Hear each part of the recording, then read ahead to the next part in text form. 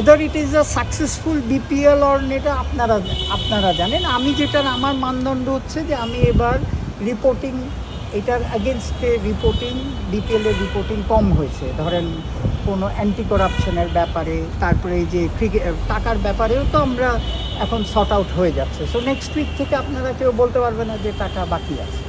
Reply তো কিছু না, এটা তো এটা ওনার পার্সোনাল মন্তব্য। এখানে যে শোনেন কি উনি মিন করেছেন আমি জানি না, কিন্তু কাজ না করলে কি বিপিএল এত দূর আসতো?